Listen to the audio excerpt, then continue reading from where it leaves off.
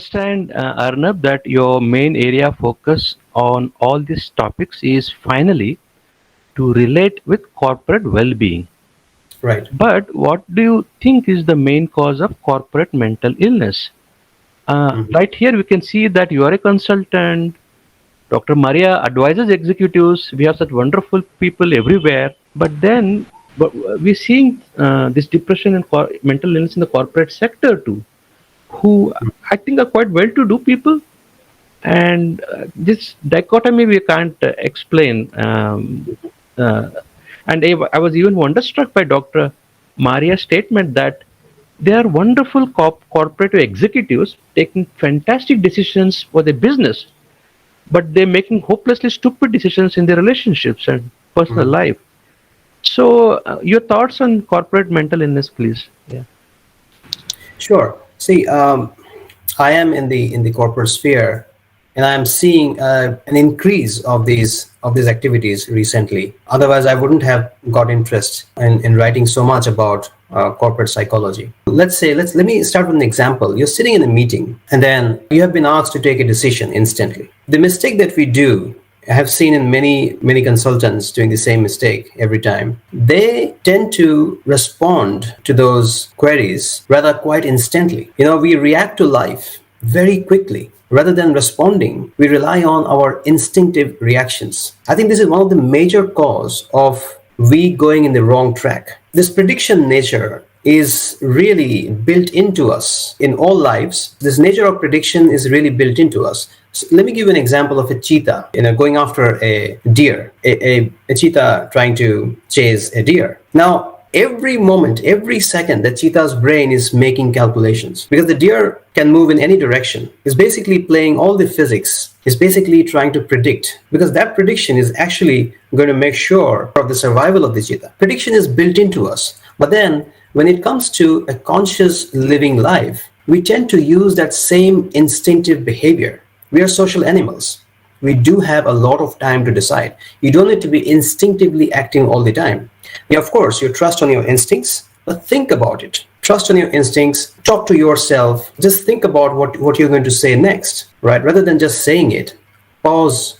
Probably in a meeting, you can buy some time. You can say, right, you asked the right question. Probably I don't have the resources to answer it right now. So let me get back to you. You always have that option to buy time. You're not hunting a deer, right? We are social species, we're social animals. We can actually, for the first time, it's only human beings can actually go in the right direction. We don't need to end up being an extinct species. We don't need to rely on instinctive behaviors. We can pause, hold, think about it, and then respond to it rather than reacting to a situation, respond to a situation. And that thought process only comes when you silence your mind, right? Well, how to silence your mind is in the way of doing the right meditation practices. So if I get it, what you're trying to do is that there are quick decisions in business settings that lead to lots of problems. And you're advocating for pausing in making a decisions. And you don't have to react, you can respond.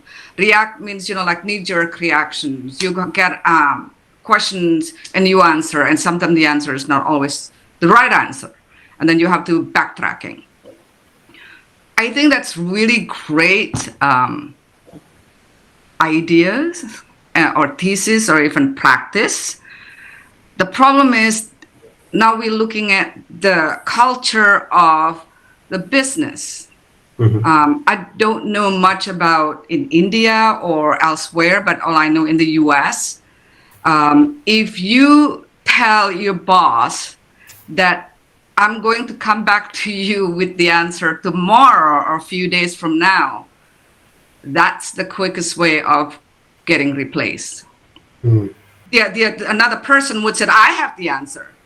And Mm-hmm. then everything in here are really fast paced. We are told to make a decision right here, right now. And then the decision making has to seem like very decisive. So you're always on guard with knowledge, right? You have all these things that you need to know. If you're in sales, selling water, you better have enough knowledge about water, about the things you sell. So when your boss asking you to do certain thing or certain question, you can respond right away. And so then now I will go into the thing that I'm trying to make. First of all, I think you should be a bestseller. I think you should strive for being a bestseller.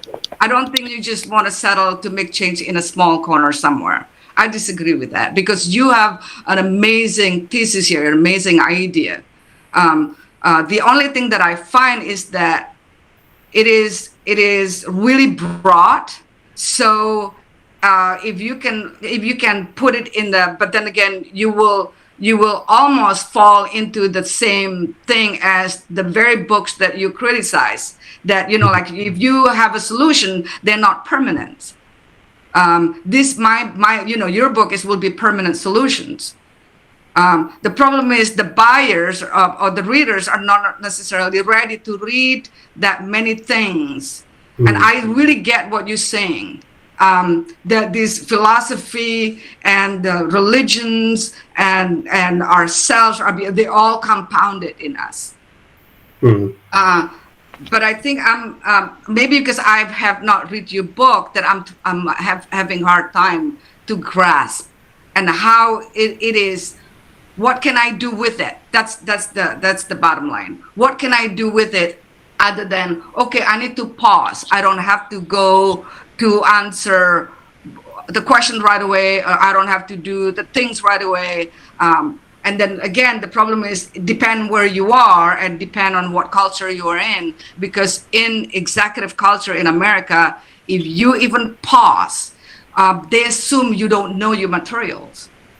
And that creates another problems, you know. And so that's one of the things that we are confronted with, like the idea, the study on confidence. You know, the confidence person is a person who is like able to make a decision, but that's Americans' idea. You know, in Asia, for instance, in Indonesia, probably someone who pause and think for a moment, but then again, depend on where in Indonesia, because in the culture of business in America, they copying the American business culture. So so then now we're facing into this business culture that fast-paced decision making right here, right now. You better know what you're doing. You can't, this is your job.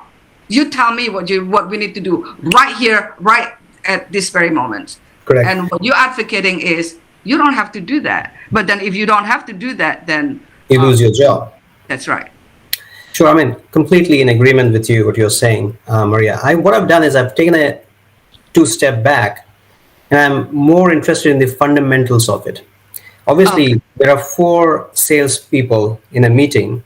Whoever responds quick, plus whoever responds with knowledge gets the sale. But then, before you even reach there, I'm training the people who are getting into corporate sphere for the first time. Probably in the first instance, you will have a longer gap, right? Maybe a day. Maybe with practice, you will have a smaller gap, maybe a few hours, and then you will answer quite instantly in the meetings. It comes with practice. Whenever you ask a question, obviously the heart will start to pound at a higher rate by hearing the question, isn't it? It's quite natural. Wait for your heart pounding to slow down, so that you get a grip of yourself first. The mistakes what people are doing is they tend to respond very quickly, and therefore they make the mistakes. I'm talking about those people who are getting into this corporate space, quite new youngsters. In order for you to become a true professional, answering every question in quite instantly, you'll have to climb the stairs. I'm just building the fundamentals of it. But at the same time, you need to do your background research. You need to be knowledgeable. You need to know what you're talking about.